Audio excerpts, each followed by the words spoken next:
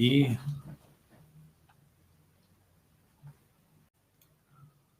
добрый день, уважаемые коллеги. Мы начинаем наш сегодняшний семинар. Это не вебинар, семинар, то есть будет практическая работа по работе в единой системе дистанционного обучения Республики Коми. В частности, сегодня мы с вами разберем создание такого элемента, как лекция с элементами деятельности. Я прошу в чате откликнуться сейчас, как меня слышно, видна ли правая сторона, где в данном случае находится презентация. Можно 2 плюсика поставить. Слышно, видно и видна презентация. Ну, начнем с того, что, коль мы говорим о дистанционном обучении, то я напомню вам о том, что для организации дистанционного обучения нужна некоторая нормативная база. В этом плане, еще раз напоминаю, вам помогут материалы, которые находятся на сайте КРИРО. Сейчас я покажу. На сайте КРИРО в разделе «Деятельность», «Информатизация образования». И вот здесь в правом меню есть дистанционное обучение в образовательных организациях Республики Коми. Здесь некоторые информационно-методические материалы, и в том числе, вот которые, наверное, знакомы всем тем, кто занимается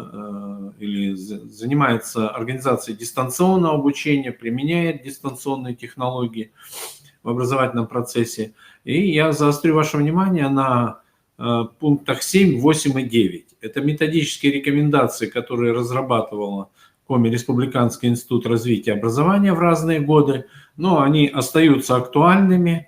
И в частности, в пункте 8, в методических рекомендациях под пунктом 8 есть, в приложениях есть образцы или шаблоны приказов, положения об организации дистанционного обучения. Есть инструкции или памятки учителя-дистанционщика.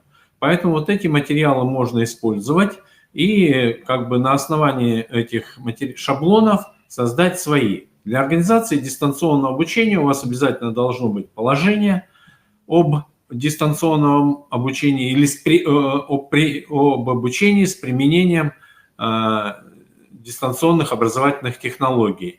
У вас должен быть на период перехода, если это в какие-то карантинные дни или дни, связанные с актированными днями, то на это время у вас приказ должен быть о переходе на дистанционное обучение. И, может быть, какие-то у вас уже курсы ведут в постоянном режиме, в дистанционном обучении. Это могут быть дополнительные курсы по подготовке к ЕГЭ, ГИА и так далее. А может быть и какие-то предметы вы уже переводите в дистанционный режим организации обучения, то в этом случае обязательно вы должны заручиться приказом по образовательной организации.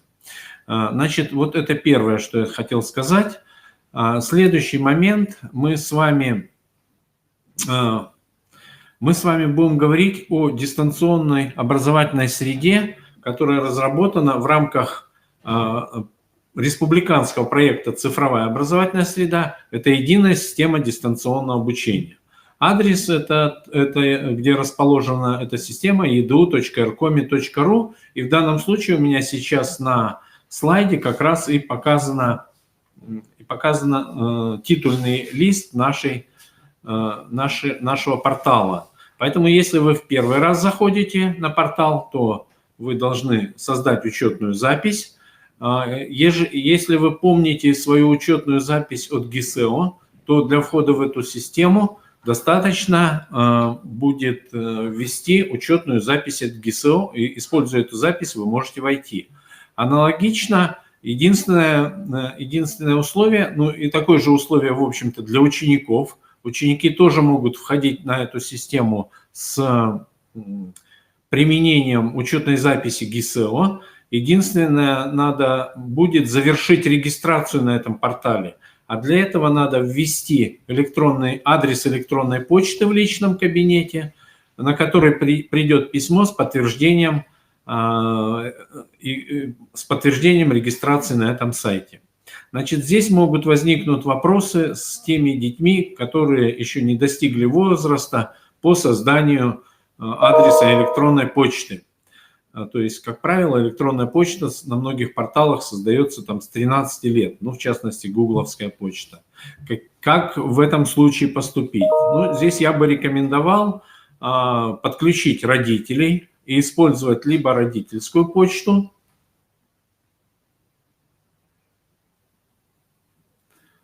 коллеги, если у кого-то нет звука, нет видео, значит, такие общие рекомендации – это попробовать обновить браузер Ctrl+F5. Вторая рекомендация – это перезайти. В данном случае у нас с нашей стороны все работает, и проблем с нашей стороны нет. Следующая рекомендация – это вообще поменять браузер. Лучше всего использовать Mozilla, либо Google Chrome, как мы используем.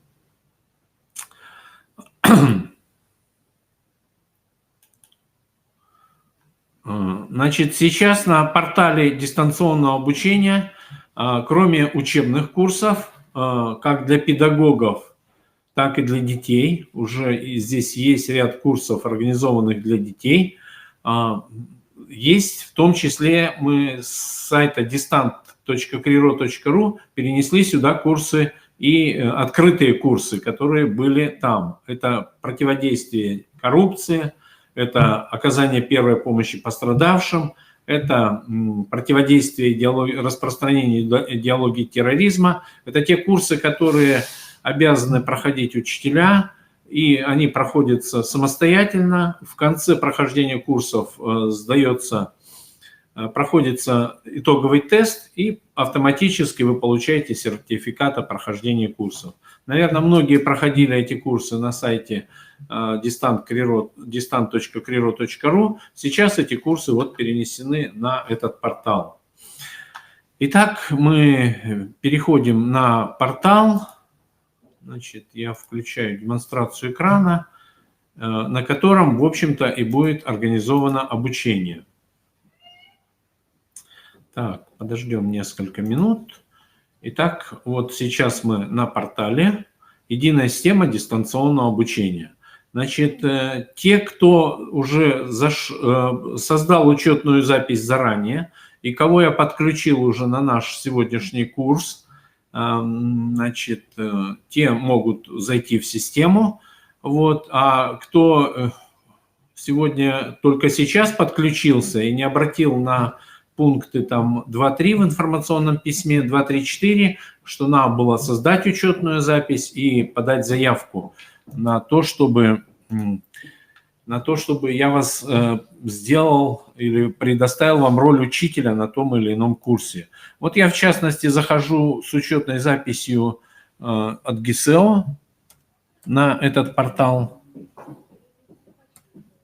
Поэтому учителя тоже могут, и тем более дети, могут заходить на этот портал, используя учетную запись. Несколько слов все-таки я хотел еще раз вернуться и показать. Образование для граждан. И здесь у нас находятся открытые курсы, которые можно проходить, и которые, они действительно открытые, проходить и получать сертификат. В том числе есть родительская академия для прохождения некоторого обучения для родителей. Вы можете тоже рекомендовать.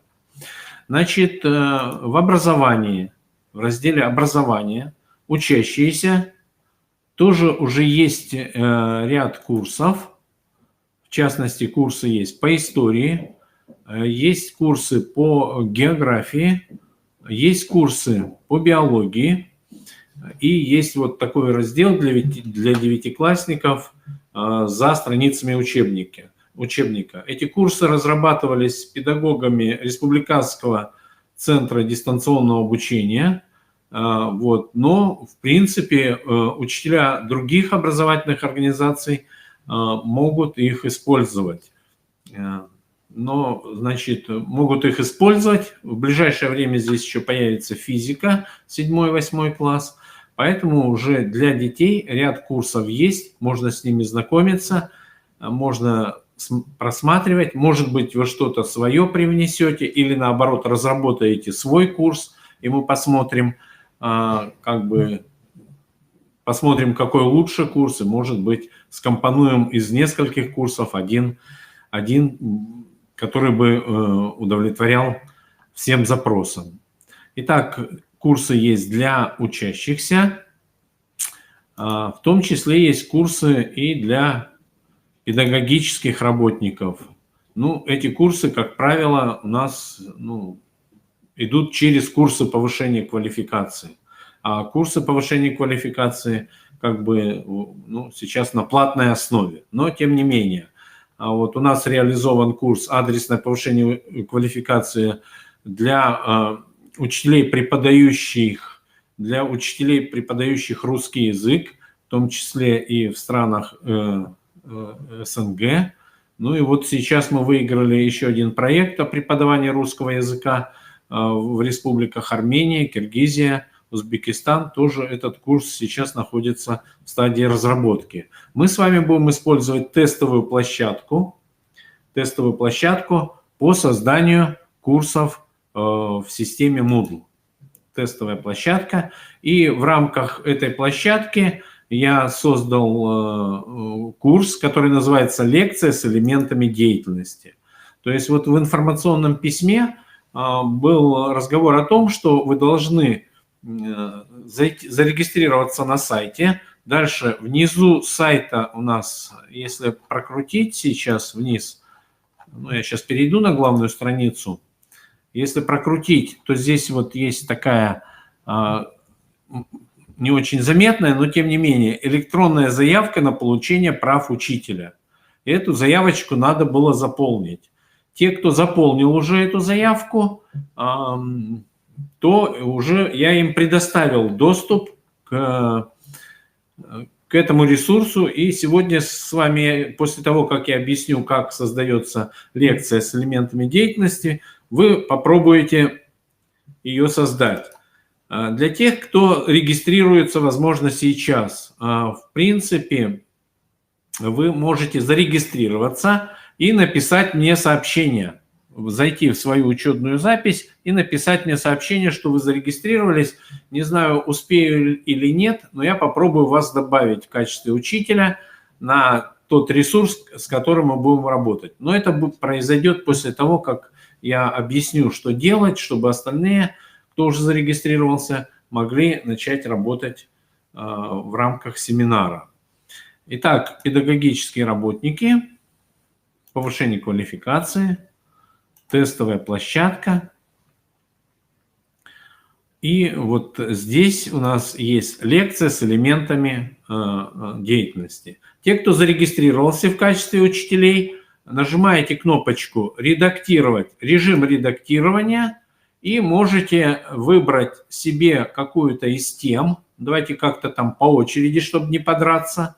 Выбираете любую тему и, нажав на карандашик, переименовываете в свою фамилию, имя, отчество. То есть ваша тема будет ваша фамилия, ну и инициалы. А лучше, если будет фамилия, имя, отчество, чтобы мы видели всех участников по имени, отчеству. И нажимаете клавишу Enter. То есть вот тут вводите фамилию, имя, отчество и нажимаете Enter. У вас тема будет переименована. То есть у каждого из вас будет, будем говорить так, вот это я создал курс некоторый, предположим, физика 7 класс. Этот курс разбит по темам. Вот у каждого будет отдельная тема. И в ней вы будете создавать элементы или ресурсы курса добавлять. Значит, вверху вы видите задание, которое мы сегодня с вами должны выполнить. Это создать лекцию, состоящую из 4 параграфов.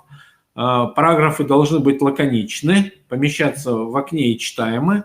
И 7 вопросов к параграфам. К параграфу 1 вопрос, к остальным параграфам по 2 вопроса. Таким образом, вопросы задаются после 2 параграфа, например, вопрос ко 2 параграфу 1, а второй вопрос к первому параграфу. Если слушатель отвечает правильно на оба вопроса, он переходит на следующий параграф. Если он отвечает неверно, это мы сейчас с вами посмотрим, то он возвращается и просматривает еще, изучает лекцию. Что еще здесь я разместил? Я здесь разместил файл, PDF-файл.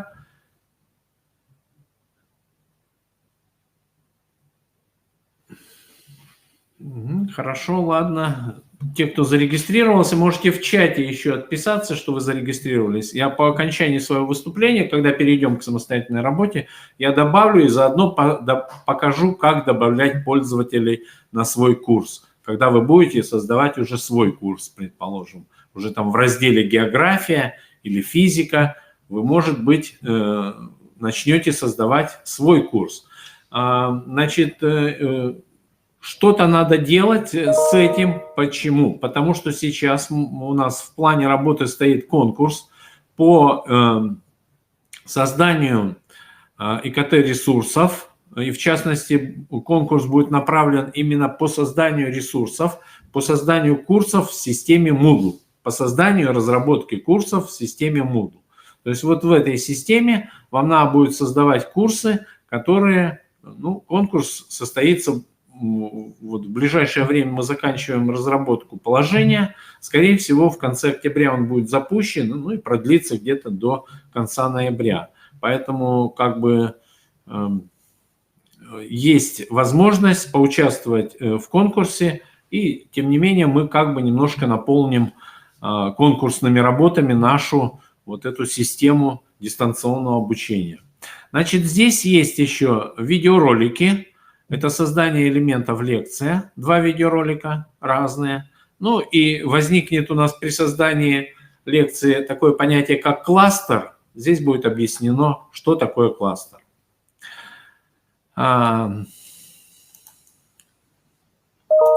Сейчас мы переходим к тому, чтобы рассмотреть вопрос, что же такое лекция с элементами деятельности. Видно ли мой слайд?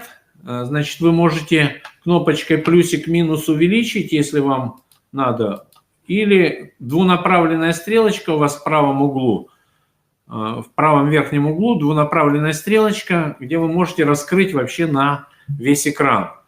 Значит, смотрите, электронное обучение может быть эффективно только в том случае, если оно будет отличаться от традиционного нашего обучения. Если мы в ту же систему Moodle поместим просто страницы учебника в PDF-файле или скопируем из Word, толка, наверное, будет мало. Мы должны придерживаться принципа, что ученик должен, и сейчас они, в общем-то, не особо любят читать, чтобы была наглядность, чтобы было меньше текста и больше каких-то наглядных материалов, может быть, даже не видеороликов, а если вспомнить конспекты Шаталова, с которыми опытные учителя, стажисты уже, наверное, помнят, были такие наглядные у нас так называемые опорные конспекты, то есть вот и лекция, возможно, должна строиться где-то на опорных конспектах с минимумом текста, лаконично и так далее. В этом случае ученикам будет интересно, они будут заинтересованы. И вот сегодня мы с вами как раз рассмотрим вопрос создания лекции с элементами деятельности. Итак, что будет включать в себя эта лекция? Естественно, что любая лекция, в общем-то, сейчас открою немножко еще другой слайд. Любая лекция – это набор страниц. И вот я попросил вас, чтобы вы подготовили материал, по крайней мере, 4 параграфа. И вот у меня лекция будет тоже рассчитана на 4 параграфа. Это, во-первых, план лекции и содержание каждого параграфа, которое помещалось бы на одной странице, и была бы видна вся информация, содержащаяся на параграфе. Итак, каждый параграф у нас... Сейчас, секундочку, переключусь на демонстрацию.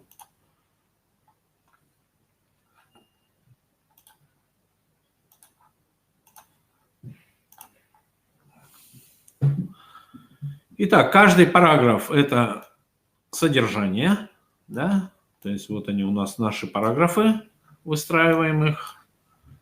Вот так немножко сделаю. После каждого параграфа могут быть вопросы. Один вопрос там, может быть два вопроса, может быть несколько вопросов. Могут быть вопросы в конце каждого параграфа. То есть вот как бы структура нашей лекции. То есть это несколько страниц. Вот. Вопросы – это тоже отдельные страницы. В результате ответов на вопросы, прохождения параграфа, ответов на вопросы, ученик как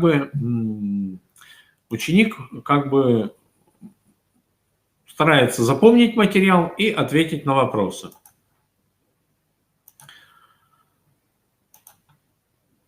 Таким образом, лекция с элементами обучения следующим образом строится. Итак, у нас есть план лекции, дальше пошел материал лекции, и после лекции идет вопрос.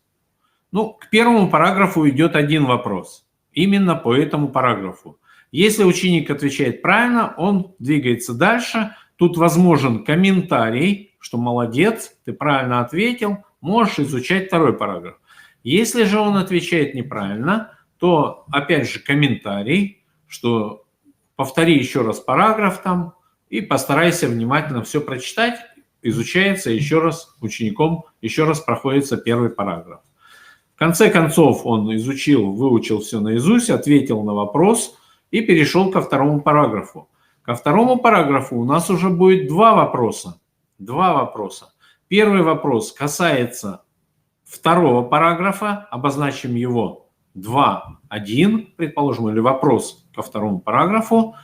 Аналогично, отвечает на вопрос, переходит ко второму вопросу.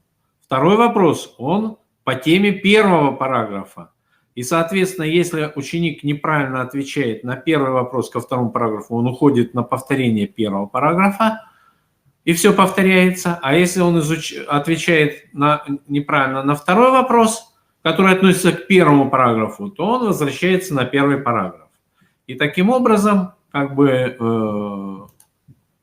вот таким образом идет изучение этого материала.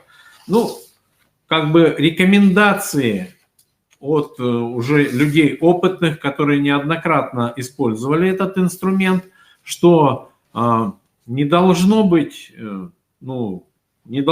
лекций, содержащих оптимальный вариант 4-5 параграфов. То есть 7 еще допустимо, 9, и более 7 там уже такое недопустимо. То есть это будет нечитаемо, и просто ученики не будут воспринимать его. Значит, название лекции одной фразой или краткое название должно быть. Значит, в аннотации обязательно мы указываем, о чем эта лекция, и стараемся пояснить, что же он должен в конце концов сделать. Итак, раз, два, три. Раз, два, три. Так, пропало немножко видео. Значит, или я его отключил случайно. Значит, ее можно скачать, эту статью отсюда, либо когда мы перейдем уже в саму систему дистанционного обучения, она будет у вас там. Итак, переходим сейчас в систему дистанционного обучения и посмотрим, как создавать ресурсы, и в частности ресурс лекции.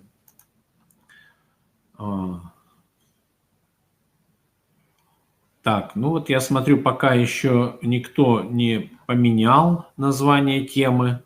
Итак, кто уже готов, у вас доступ есть. Итак, мы заходим, еще раз напоминаю, путь покажу. Это мы заходим с главной страницы образования, педагогические работники, повышение квалификации, тестовая площадка для создания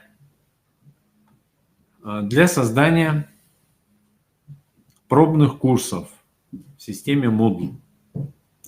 И заходим, вот тут есть копия 1, ее пропускаем, заходим в лекцию с элементами деятельности. У меня уже включен режим редактирования. Вот вы видите, что режим редактирования включаете, и вы можете редактировать, в общем-то, все элементы, но вы редактируете только свободную тему. Вот свободную тему какую-то. Сначала редактируете название темы своей фамилией, под своей фамилией, а потом уже мы сейчас с вами будем разбирать, что редактировать дальше. Итак,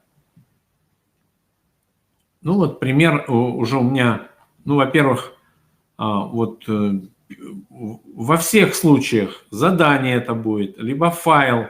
У нас есть инструмент «Добавить элемент или ресурс». Добавить элемент или ресурс. Вот на прошлом нашем семинаре, который проходил в июне, мы уже разбирали, как добавить задание.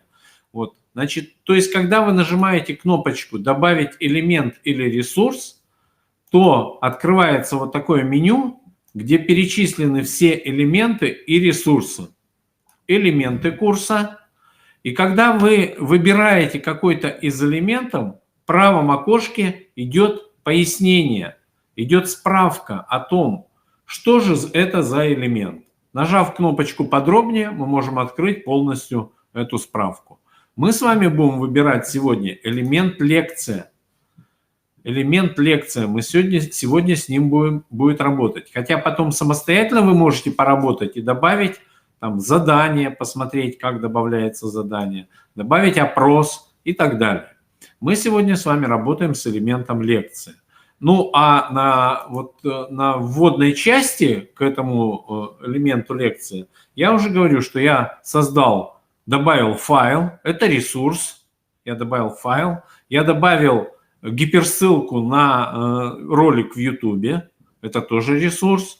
То есть мы можем добавлять не только элементы курса, но и ресурсы. Гиперссылка – это вот, мы выбираем, находим в интернете ссылочку на этот ресурс, предположим, вот это, берем, копируем и вставляем нашу гиперссылку при создании.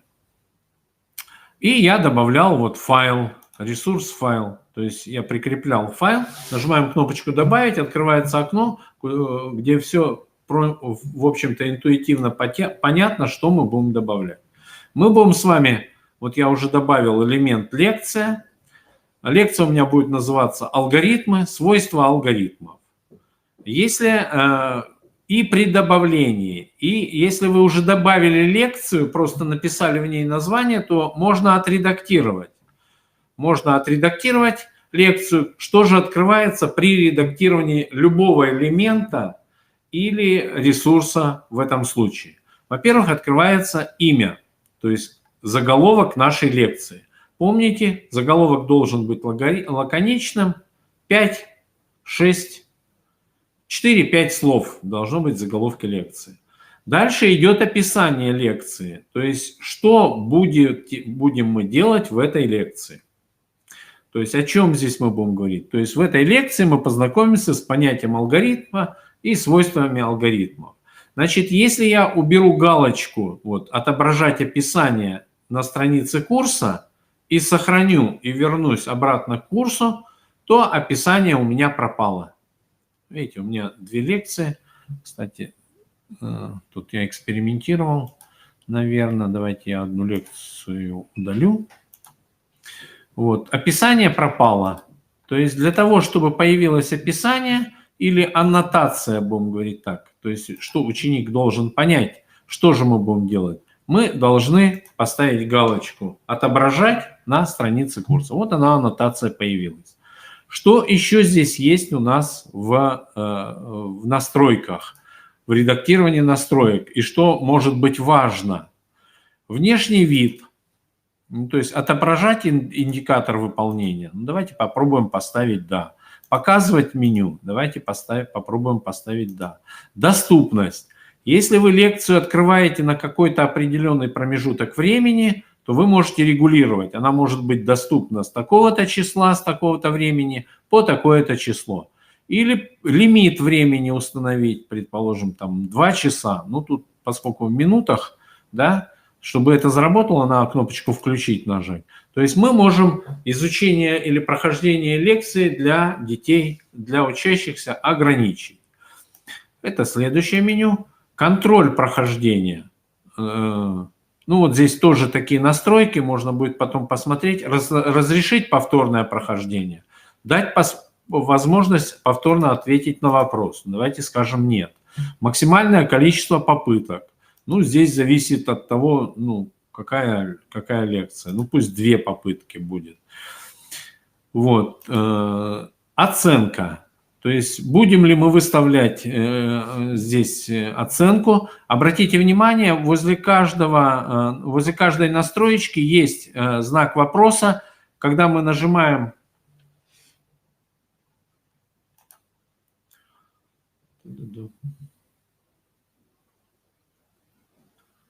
так, что-то пропало.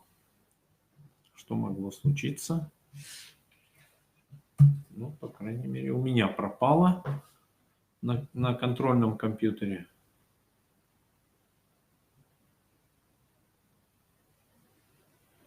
Пропал интернет. Коллеги, как меня слышно, видно в чате? Будьте добры.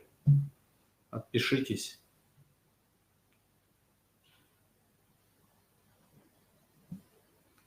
Так, вроде бы заработало. Да, заработало. Все видно? Нормально? Все у нас? Так, хорошо. То есть возле каждой настройки мы можем... Ну, на первоначальном этапе, в принципе, вы можете не менять даже настройки. Важный момент, выполнения элементов курса. Вот здесь надо бы как бы настроить, наверное. То есть в каком случае элемент курса будет выполнен. В данном случае сейчас студенты могут вручную отмечать элемент курса как выполненный. То есть не заходя на курс, когда у нас высвечивается элемент курса, сейчас я покажу, да, вот сейчас я выключу режим редактирования, отключу режим редактирования и перейду к роли студента. Для этого я зайду в свою учетную запись, переключиться к роли учащегося. Вот видите, да, лекция, то есть я могу, если у меня будет включено, что студент может отметить как выполненный, вот я просто отмечаю как выполненный элемент. Вот здесь не отмечается. Скорее всего, здесь в настройках уже установлены какие-то другие настройки. Давайте посмотрим, что же все-таки там настроено и почему вот этот элемент у нас не отмечается как выполненный. Для этого мы заходим в редактирование настроек и смотрим выполнение элементов курса. Этот элемент должен при выполнении условий. Студент должен просмотреть этот элемент, чтобы он считался выполненным. То есть, по крайней мере, открыть этот файл в данном случае и просмотреть. Что же мы сделаем, какие мы настройки сейчас настроим на нашу лекцию? Давайте посмотрим, какие там варианты есть, чтобы не просто так они у нас выполнили элемент курса. То есть здесь вот открываем и выбираем отображать элемент курса как выполненным при определенных условиях. При каких же условиях может быть элемент курса выполнен? Студент должен просмотреть этот элемент, чтобы он считался выполненным. Студент должен получить оценку для выполнения этого элемента. Студент должен дойти до страницы конца лекции, чтобы завершить этот элемент. Пожалуйста, в чате напишите, что бы вы сейчас выбрали. До конца лекции или получить отметку, оценку. Что бы вы выбрали? Или там еще у нас один вариант. Студент должен изучать этот элемент не менее какого-то времени. Отметку, да? Вот есть вариант отметку. 1-3. Просто просмотреть. Ну, вот, наверное, да, как бы правильно, наверное, отметку. Тогда надо будет настраивать оценка и баллы. Там надо будет настраивать. Как бы вот в Moodle немножко система баллов, как бы все в 100-бальной системе. И вот там, в принципе, можно переводить в отметку, но надо поковыряться. Вот. Ну, как вариант, это может быть, что студент должен дойти до конца лекции. Наверное, вот может быть вот такой вариант тоже как бы приемлем. То есть дошел до конца и прочитал все, то есть он выполнил, ответил на все вопросы. Отметка тут может быть у него всяко положительной, потому что если мы тем более не ограничиваем там количество прохождений, конечно, лекция, если такая контрольная, с ограниченным количеством прохождений, то тогда да, тогда может быть отметка, потому что там за неправильные ответы будут баллы либо не начисляться, либо они будут сниматься. Значит, коллеги, кто отправил заявочку, подождите, да, пока посмотрите, да, вот кто уже имеет доступ, они имеют возможность переименоваться.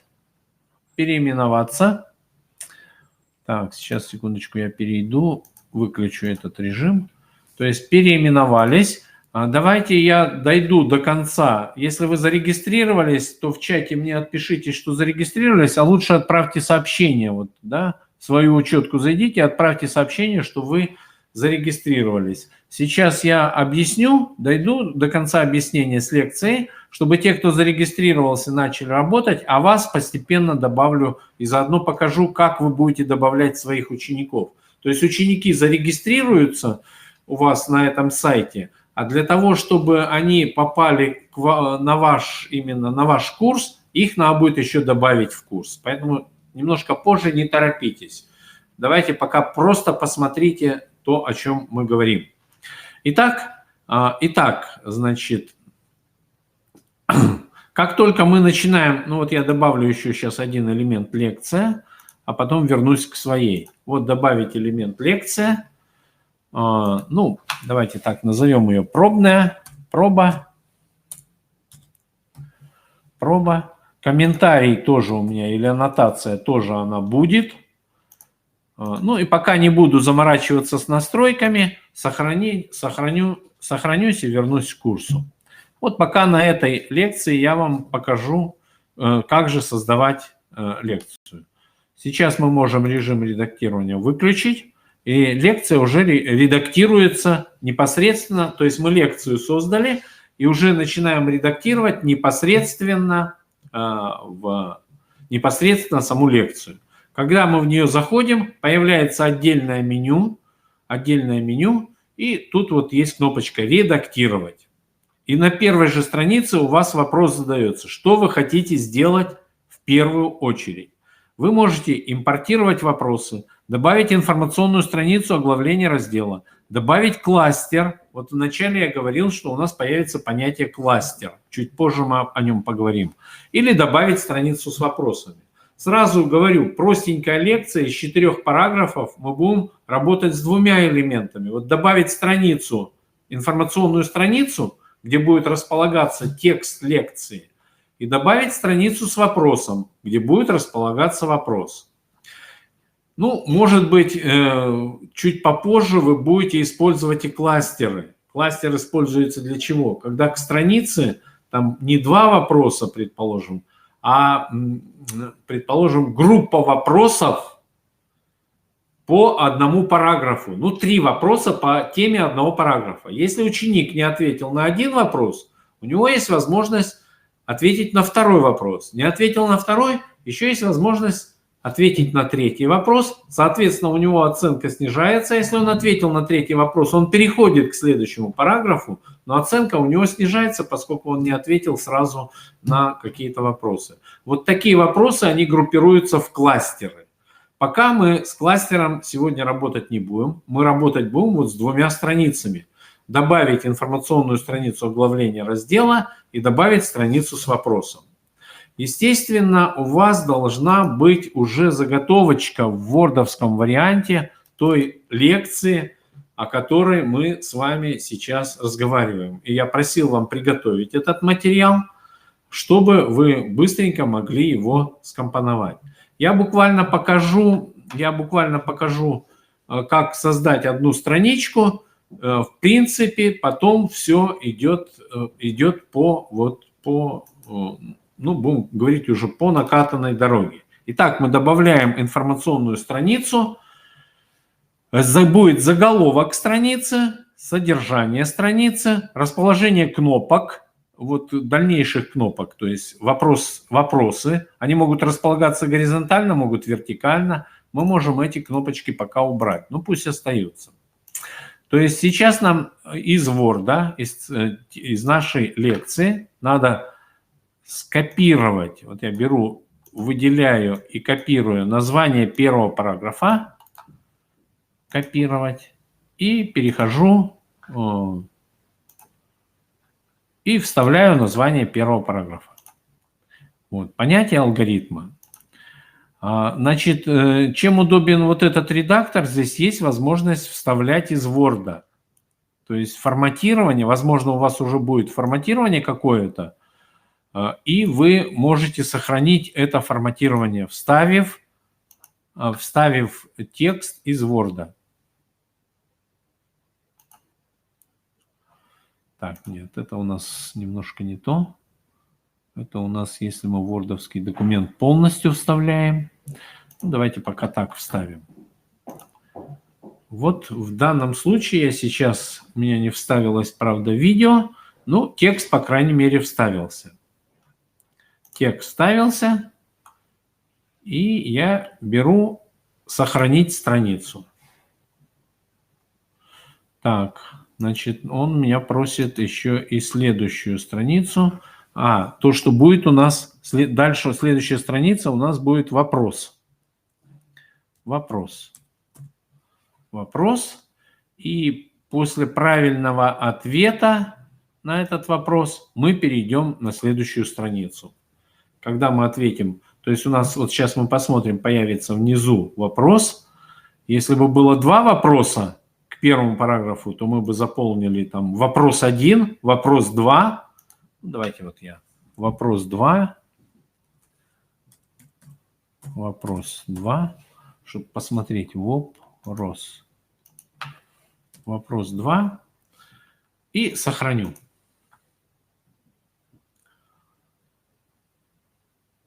И включу просмотр. Развернутый просмотр. Или можно было вот просмотр. Вот видите, горизонтальное расположение вопросов вот здесь. И мы поставили горизонтальное. Если я поставлю там, уберу эту галочку, то вопросы будут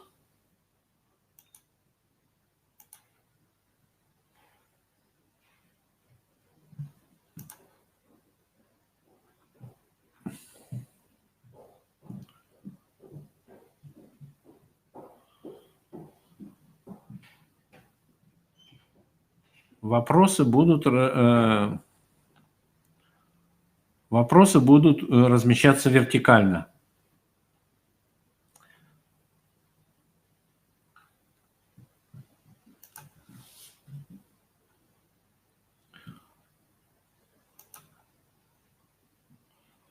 Так, значит, редактировать.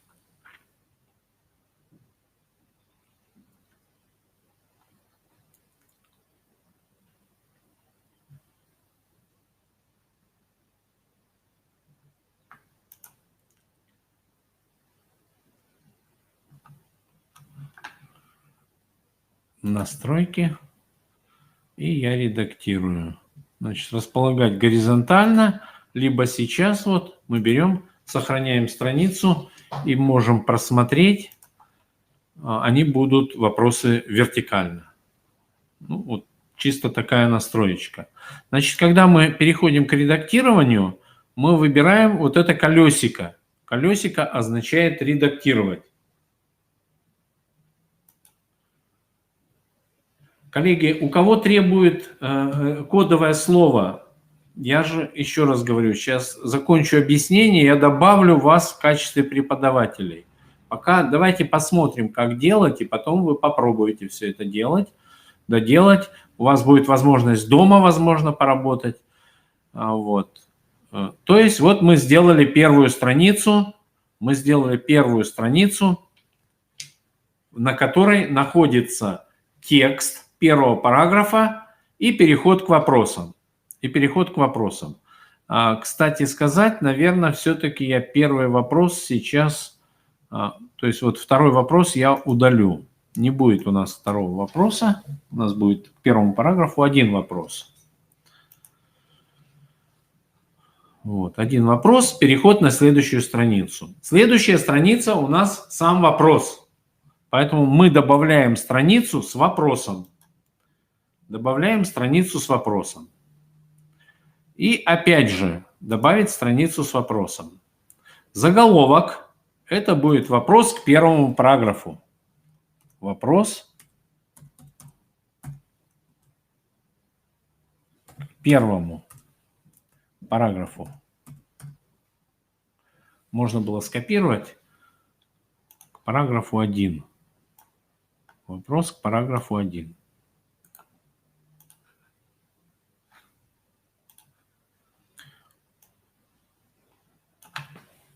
И вставить Ctrl-V. И из вордовского документа мы этот вопрос копируем. Вопрос: человек или какое-либо техническое устройство, исполняющее алгоритм, называется. Как же называется то устройство, которое... И здесь у нас стоит вопрос, до этого я проскочил, но там был тип вопроса множественный выбор. Тип вопроса множественный выбор у нас может быть два типа вопроса. Это когда несколько правильных вариантов ответа и когда из нескольких вариантов правильный только один. Поэтому надо почитать, вот что означает вот здесь галочка, когда мы ставим множественный выбор. Итак, читаем. Установите флажок, если есть более одного варианта правильного ответа. У меня будет один правильный ответ, поэтому я флажок ставить не буду. То есть флажок я ставить не буду. А вот если несколько вариантов правильных ответов, то тогда я поставлю флажок. И когда из нескольких вариантов один правильный, то они обозначаются кружочками. А если несколько правильных, то квадратиками. Поэтому мы не ставим галочку, потому что будет один правильный ответ. Итак, правильный ответ у нас вот исполнитель, то есть это устройство называется исполнителем при исполнении алгоритмов. Исполнитель. Здесь мы пишем комментарий, что молодец. Сразу идет правильный ответ, потому что за него балл ставится 1. Молодец. Молодец. Там двигайся дальше. Двигайся дальше. Двигайся дальше. И идем на ответ номер 2. Ответ номер 2 может быть любой, там, цикл. Да, было у нас цикл. Ну и, соответственно, 0 баллов. Неправильно. Неправильно. Повтори первый параграф. Повтори снова. И здесь важный момент. Когда правильный ответ, то переход идет на следующую страницу. Если неправильный, то как вы думаете, на какую страницу мы должны пойти, если ответ неправильный? В чате напишите. Тут есть несколько вариантов. Текущая страница, следующая страница, предыдущая страница, конец лекции, ну и так далее. Тут. Есть еще параграф понятия алгоритма, параграф 1. Какой будет вариант? Предыдущая. Совершенно верно. Параграф 1 у нас находится на предыдущей странице. Мы сейчас находимся на странице с вопросами. Это текущая страница, поэтому если вы здесь оставите текущая страница, то вы на ней останетесь. Поэтому вариантов может быть два. Либо предыдущая страница, либо вот у нас уже появилась наша страница, это параграф 1. То есть вот таким образом может быть. Соответственно, ответ 3 у нас тоже будет неправильный. И ответ 4, так, ответ 3 у нас там что было? Алгоритмом. Ответ 3 у нас тоже неправильный. Мы за него получаем 0 баллов. И, соответственно, можно также комментарий скопировать с этого. Повторить. Ну, там можно что-то другое уже написать, чтобы было интересней ученикам. Они любят там всякие фразы в рамках приличия, конечно. И опять идем и ответ 4, который тоже неправильный. Управление человеком или устройством. Копировать. И я вставляю его сюда. Ну, то есть это такой же принцип, когда мы с вами будем разбирать еще, я надеюсь, еще у нас, может, семинар будет, когда мы создавать будем тесты. Вот в тестах аналогично, то есть фактически мы с вами здесь сейчас создаем тест, вопрос теста с множественным ответом. Все, сохранить страницу, и мы с вами можем просмотреть, что же у нас получилось. Вот, прочитали лекцию, перешли на вопрос. Вот, человек или какой-либо технически исполняющий алгоритм. Мы выбираем, отвечаем неправильно, и нас система... Ага, у нас там 2 попытки было, да? Ну, не будем продолжить. У нас система выкидывает обратно на параграф 1. Поскольку мы там поставили 2 попытки, по-моему, можно 2 раз попробовать ответить. Я думаю, в настройках лекции надо убрать всякие попытки. Сейчас попробуем перенастроить все-таки лекцию, чтобы не было попыток у нас там никаких. Так, режим редактирования включаем. И попробуем перенастроить нашу лекцию по поводу попыток.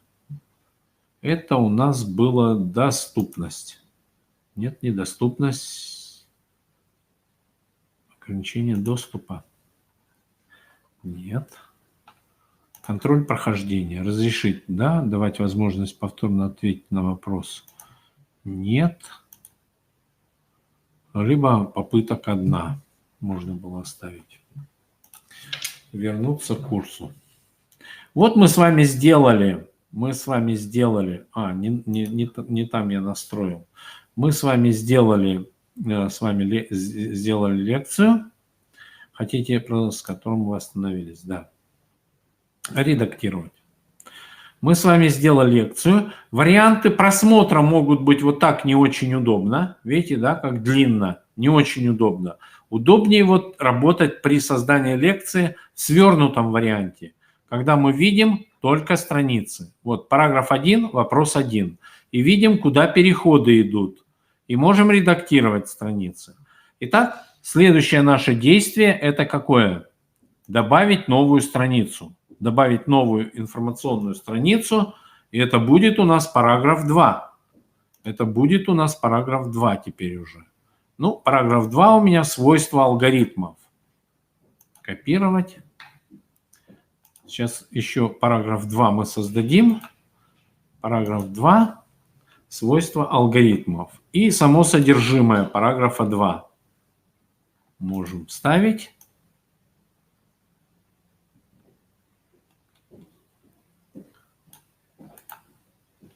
Копировать. И я вставляю содержимое параграфа 2. Так, рисуночек опять не вставился. Надо будет разбирать, что там у нас с рисуночками, почему они не вставляются. В принципе, здесь есть у нас возможность вставить рисунок. И рисунок, в принципе, мы можем вставить. То есть найти в интернете и рисунок вставить. Рисунок или видео. Здесь у нас уже будет 2 вопроса. 2 страницы вопросов. Нет, здесь будет тоже вопрос. Вопрос. И переход на следующую страницу.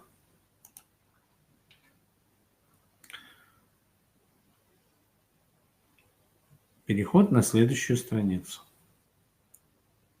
Вопрос. Хорошо. Оставляем так. Вот. И создаем теперь две страницы с вопросами. Добавляем новую страницу с вопросом. Значит, ну пусть будет тоже множественный выбор, хотя там можно было поменять сейчас на второй странице. Вопрос к параграфу 2.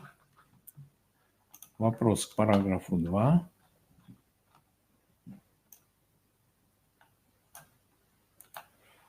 Копировать.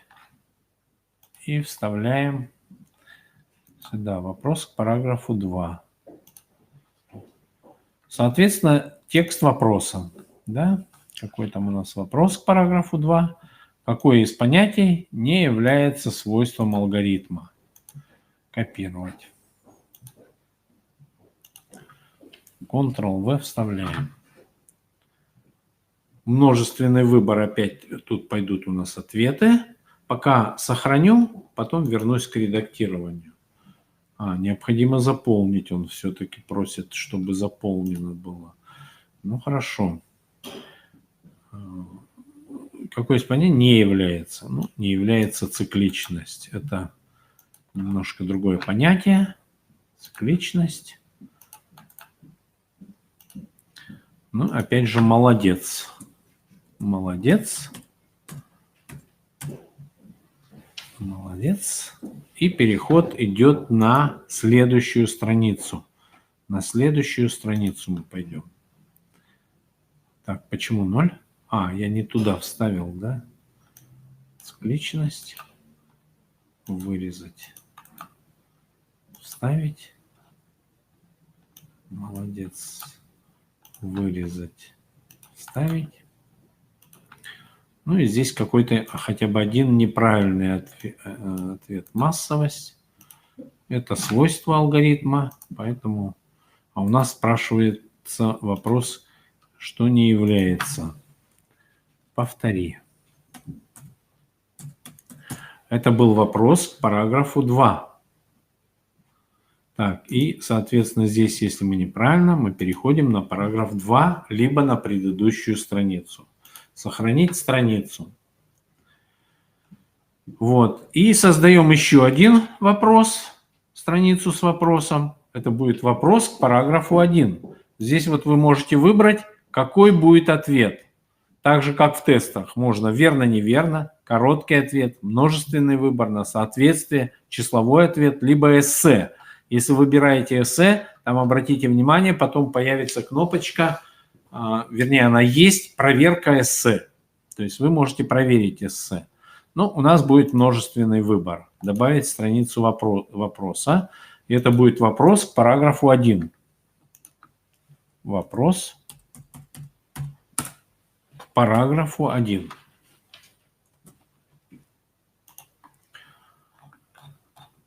Вопрос к параграфу 1. Так.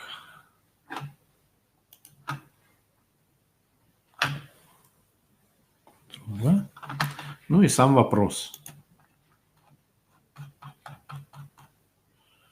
Набор команд, понятных исполнителю, называется система команд исполнителя. Это называется вот таким образом. Так, сейчас он мне опять не даст. Мне надо правильный ответ все-таки. Или хотя бы 2 ответа ввести, чтобы он не ругался. И, соответственно, вставить. Молодец.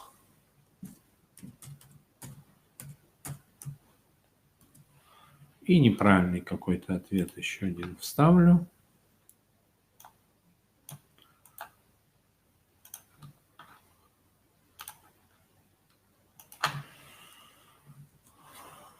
Ну и комментарий. Плохо. Плохо. И здесь мы возвращаемся опять на параграф 1. И повторяем все сначала. Вот.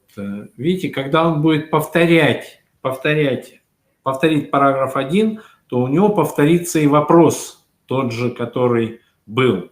Поэтому вот здесь использовать лучше кластер для того, чтобы хотя бы 2-3 вопроса было, и они менялись.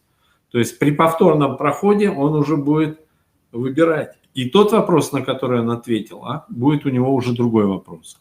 Сохранить страницу. Значит, вот таким образом мы как бы делаем нашу, вот наша уже как бы вырастает наша лекция. Значит, после последнего вопроса, к параграфу 3, параграф 3 у вас будет, первый вопрос к параграфу 3, второй вопрос к параграфу 2. И четвертый параграф, к нему первый вопрос к параграфу 4, а еще один вопрос к параграфу 3. Если он отвечает на все вопросы правильно, то мы добавляем потом, после последнего правильного, мы переходим на конец лекции. На конец раздела. Добавить конец раздела или конец лекции. Вот таким образом строится у нас как бы лекция. Значит, ну, не помню, по-моему, она у меня доделана, наверное, не доделана. Я ее хотел на ней показывать как пример, чтобы вы могли посмотреть целиком всю лекцию, пройти. Но в принципе, принцип понятен. Наверное, зря я удалил ту импортированную лекцию. Она была у меня полностью сделана. Вот. Коллеги, если есть какие-то вопросы, значит, теперь, вот мы сейчас находимся в курсе. Он называется «Лекция с элементом деятельности». У вас он может называться там «Русский язык, 5 класс». И разбит он на темы. Да? Вот она, темы по русскому языку у вас будут. Проходить вы эти темы можете. Да? Как, предположим, ну сейчас как образец, я, наверное, могу показать. Вот, предположим, вот история. История. Здесь у нас есть или история 9 класс. Вот она по истории. Тема 1. Куча ресурсов здесь, да, задания, файл добавлен. Ну вот лекция как раз, вот лекция обозначается таким значком. Здесь какой-то видеофрагмент или HTML-страница. Все сопровождается рисуночками. Ну вот для наглядности различным шрифтом выделяется и различным цветом. Тут, конечно, очень ляписто, но тем не менее. Вот он, курс по истории. Как пример.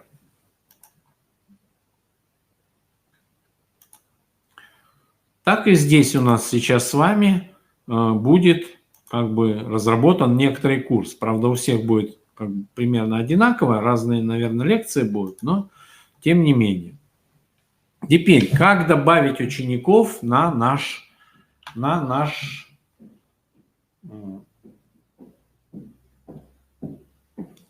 да, запись вебинара будет, поэтому как бы не переживайте. Там в видеозале на сайте Криро, в видеозале, где сейчас у нас расположена ссылочка на наш ресурс. Она уже перешла в вебинары и семинары.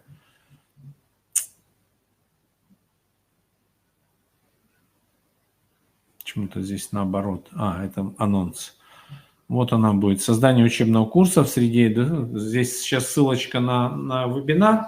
А завтра мы разместим у ProofMe, в вебинарной комнате ProofMe. У них на следующий день формируется запись, поэтому завтра мы выложим сюда уже запись на YouTube будет. В YouTube будет. Как же добавить теперь нам наших учеников? Значит, справа у нас есть меню, с помощью которого мы можем управлять. Давайте я завершу редактирование. И, скорее всего, вот тут у меня в сообщениях кто-то мне написал. Александр Некрылов, да? Александр Некрылов и Мальцева Мария. Мальцева Мария. Ну вот давайте их добавим сейчас. Александр Некрылов и Мальцева Мария. Мы берем пользователи, записанные на курс пользователи, записать пользователей на курс. И нахожу. по фамилии Некрылов Александр. Выбираю его. Ну, щелкаю в стороночке, чтобы тут не мешалось, да? И выбираю роль. В данном случае я присваиваю вам роль учителя, потому что вы будете создавать некоторые ресурсы. Для своих учеников вы выбираете роль учащийся. Записать пользователей на курс. Так. Александра мы записали. Мария Сергеевна. Мальцева Мария Сергеевна. Записать пользователей на курс. Есть возможность записывать из файла. Мальцева Мария Сергеевна. Если у вас список класса, то в принципе можно, есть шаблон в Excel. Заполняем шаблон в Excel и можно прогружать и записывать сразу, используя Excel-овский CSV формат файла, записывать в... Так, Кремлевская Татьяна. Так, Кремлевская Татьяна. Значит, если Татьяна у нас зарегистрировалась, то мы сейчас ее тоже подключим.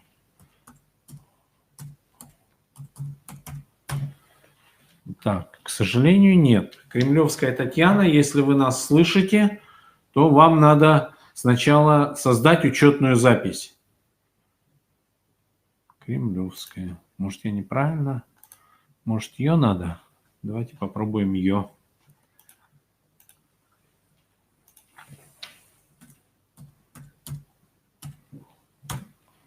Есть Кремлевская Татьяна. Так, роль у вас будет учитель. Записать пользователей на курс. Коллеги, кого я уже записал, вы можете начинать работать. Можно здесь же задавать вопросы, но лучше, наверное, в чате вебинара. Без разницы, отслежу ли я сейчас ваши вопросы. Так, Нечаев Сергей. Нечаев Сергей, я его уже добавлял.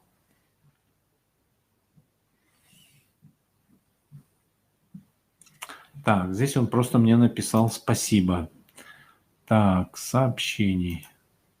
Так, Некрылов мы зарегистрировали.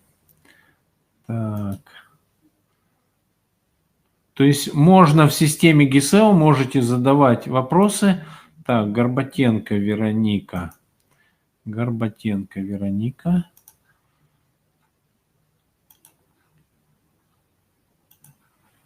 Записать пользователей на курс. Горбатенко. Угу.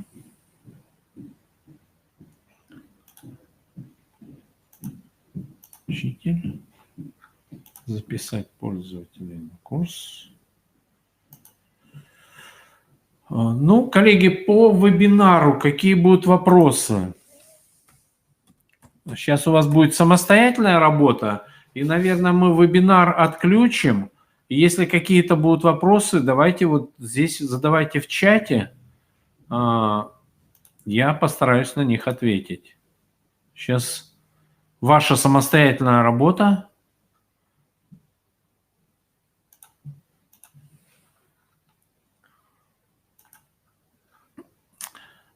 Коллеги, не переживайте, если кто-то в чате там вебинара написал, я потом вернусь к вебинару. Так, Татьяна Попова. Татьяна Попова.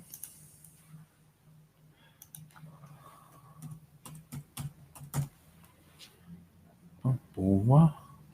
Так, много Поповых.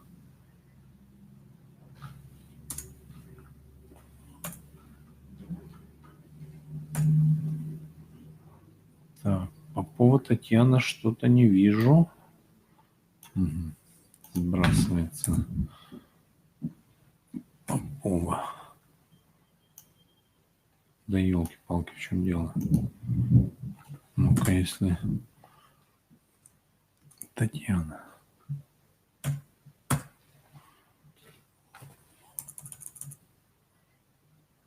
Хорошо, давайте попробуем. Татьяна. Много там будет Татьян.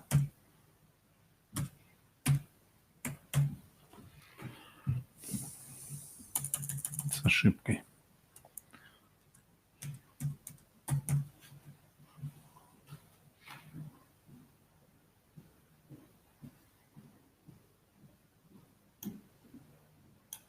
Так, сейчас Татьяна чуть попозже.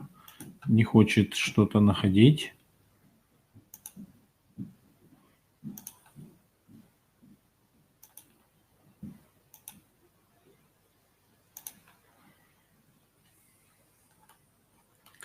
Сейчас разберемся.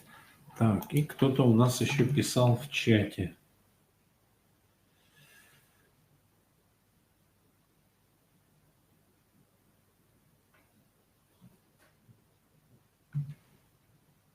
Так, Андреев.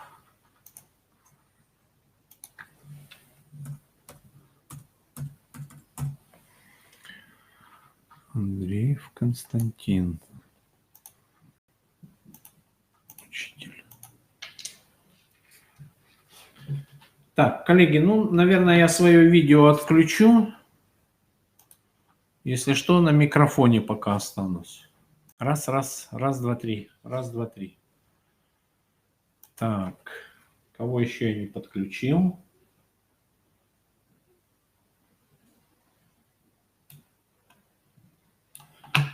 Коллеги, самостоятельную работу можно дома, наверное, закончить. Вот. Поэтому, как бы, есть, разве что, если какие-то вопросы будут, задавайте их в чате. Значит, смотрите, летом у нас еще один прошел семинар. Летом еще один. Мы по серии, наверное, семинаров дадим, поскольку семинары вот у нас рассчитан вот на 1-2 часа, один как бы теория, час самостоятельной работы вашей. Один прошел летом семинар, вот сейчас семинар 2 часа. Ну, еще, наверное, 1 или 2 мы проведем, и, наверное, тем участникам, которые участвовали во всех семинарах, сертификат какой-то оформим, да. Поэтому, кто не проходил еще вот предыдущий семинар, вы мне напишите, я вам открою доступ к его материалам. К его материалам. Это семинар у нас был, к его материалам, может, видеозапись выложим мы семинара, опять же здесь, в ГИСЭО, и вы удачно тоже сделаете задание, которое предполагалось, что оно будет сделано. Это семинар, который называется вот «Мастер-класс по использованию ресурсов из открытых источников». То есть я здесь выложу запись семинара, тут тоже есть лекционный материал, и надо было что-то свое, свои какие-то элементы создать. Свои элементы создать с использованием тех вот источников, открытых источников. Поэтому, правда, вот из тех, кто участвовал в том семинаре, мало кто что создал в первом семинаре. Поэтому как бы вы можете поработать и здесь, в этом мастер-классе. Если кто у вас будет желающий, напишите мне в сообщении, и я вам открою доступ. Хотя, может быть, попробуйте, может, у вас и сейчас этот доступ открыт. Попробуйте зайти в этот мастер-класс и напишите мне где-то в чате.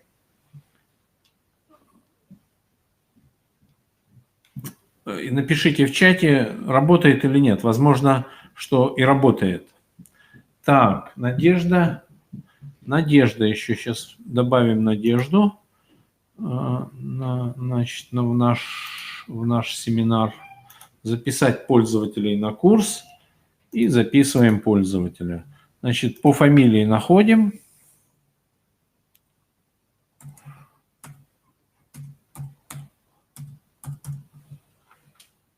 Меняем роль. Ага. Что-то он, наверное, не нашел. Так, по-моему, не нашел.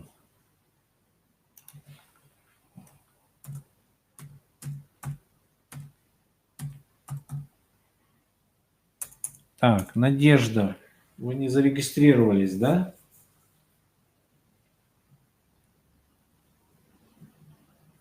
Значит, кто увидел себя в списке зарегистрированных, значит, вы заходите, повышение квалификации, тестовая площадка для создания курса. Заходите лекции с элементами деятельности. Не копия 1, а вот вторая лекция с элементами деятельности. Выбираете любую тему, нажимаете кнопку «Режим редактирования». Кстати, можете попробовать добавить и другие какие-то элементы. Выбираете незанятую тему, карандашик возле темы, нажимаете его, переименовываете в свою фамилию, желательно, и в нем добавить элемент или курс и добавляете лекцию. Настраиваете ее, то, о чем я говорил, и попробуйте создать лекцию. Если у вас есть материал. Если нет материала, вы можете просто конспективно план лекции, план лекции. Кстати, вот у меня нет первой страницы, наверное, на первой странице надо было все-таки сделать план лекции. В принципе, страницы передвигаются, когда вы будете редактировать лекцию, вы можете страницы передвигать. То есть вот сейчас я, в принципе, забыл создать первую страничку. Я хотел, это план лекции. Перед параграфом 1 создать. Я могу ее создать и сейчас в конце, а вот используя вот эти кнопочки вверх-вниз, вы можете менять местами. Но имейте в виду, что в этом случае у вас собьется порядок прохождения. То есть вот после первого параграфа, к какой мы странице идем. Поэтому вот там потом надо будет перенастроить. Так, Лариса Стефанова. Лариса, я вас сейчас добавлю. Я сейчас вас добавлю. Кодовое слово не надо никакое вводить. Сейчас я добавлю, и у вас будет...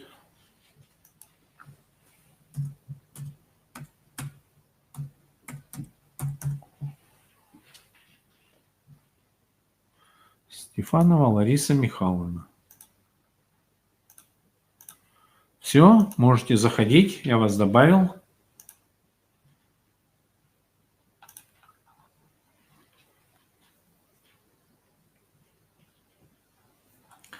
Так, еще Людмила Дежурова. Хорошо.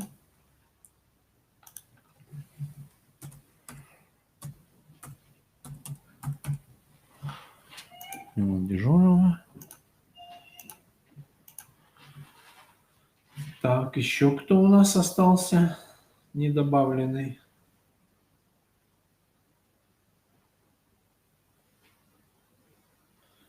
Так, Надежда Вшивкова. Что-то не находит вас. Система, вы точно зарегистрировались?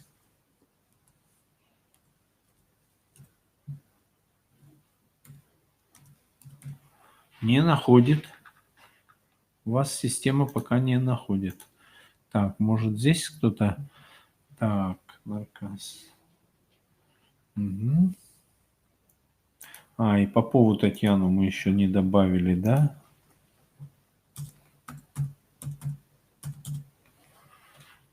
Угу. Коллеги, если уже у вас есть что-то разработанное, уже какой-то готовый, может быть, не весь курс, и вы готовы его использовать, пишите мне, мы уже вас разместим в боевую версию. Хотя можем, в принципе, вот сюда, в пробные курсы пока. То есть я создам ваш курс, и вы сюда его будете потихонечку наполнять. Когда он будет готов, мы можем его уже потом перенести в боевую часть, то есть для учащихся. Если более-менее у вас уже структурирован курс, или у вас есть намерение это делать уже, тоже давайте заявочку, так как вы подавали на роль учителя, вот здесь в конце, подаете заявочку, пишите, какой курс вам название курса, который вам надо создать, который вы будете создавать, но все курсы для детей будут, конечно же, в разделе «Учащиеся».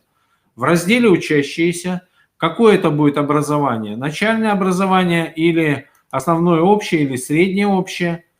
Ну вот в начальном общем мы предполагаем, что здесь у нас будут учебники по коми-языку. Основное общее, то есть если уже предмет есть, то в предмете мы добавим ваш курс. Вот информатика есть, но там, по-моему, информатики еще... только подготовка к ЕГЭ по информатике, и то это какой-то пробный курс, он, по-моему, не доделан. Не доделан.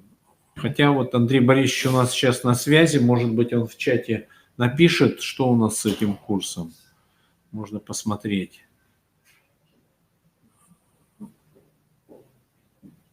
Ну тут просто задание. Задание по информатике.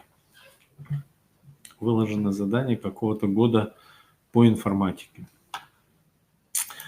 Вот. Так, и мне надо добавить еще Попову. Не хочет он повышение квалификации, тестовая площадка, лекции с элементами деятельности. Так, редактирование. Пользователи, записанные на курс.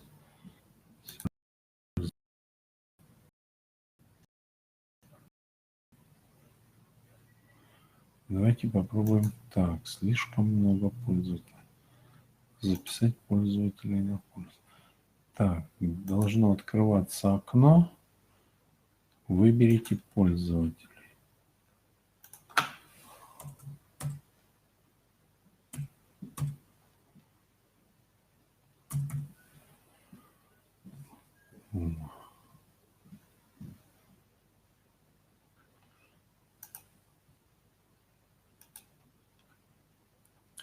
Попова Татьяна. Так, Татьяна, что-то я вас не нахожу.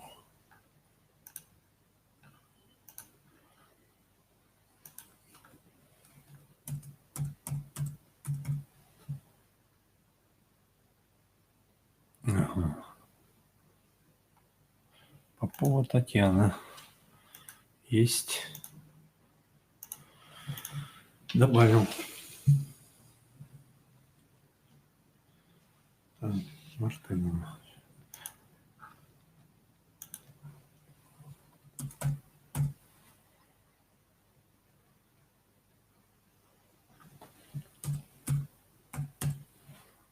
Альбина Вениаминовна, я добавляю вас. Так, все. Можете заходить.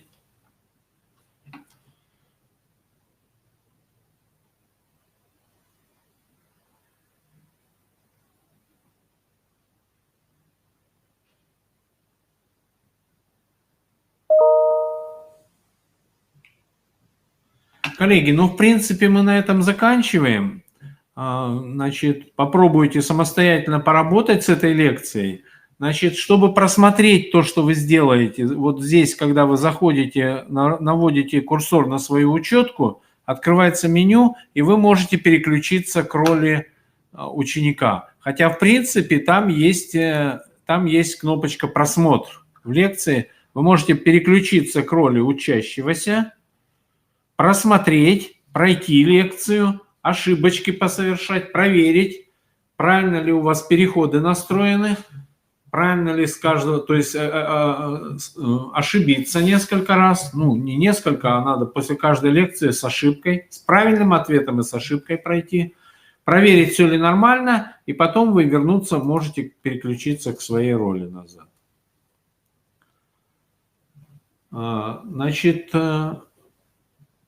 на этом, в принципе, я заканчиваю. Теперь у вас предстоит небольшая самостоятельная работа.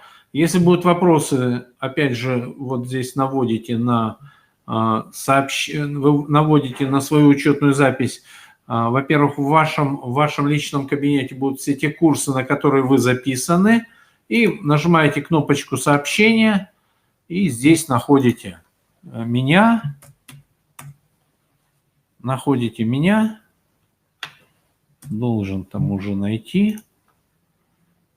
Вот, Лешок Вячеслав. И нажимаете и пишите свое сообщение. Пишите свое сообщение.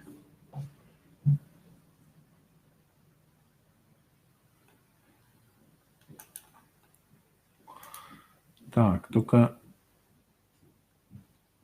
Только у меня 2 там учетки, поэтому надо теперь понять, какая из них правильная.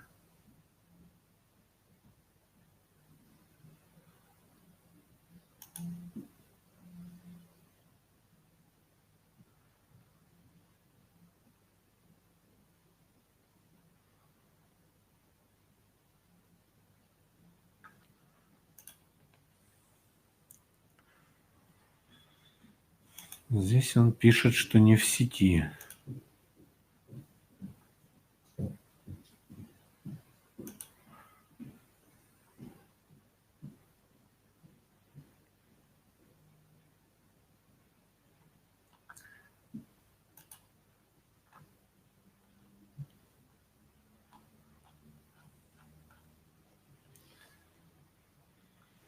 Коллеги, всего доброго, до свидания. На этом мы с вами сегодня заканчиваем. Доделывайте свою работу.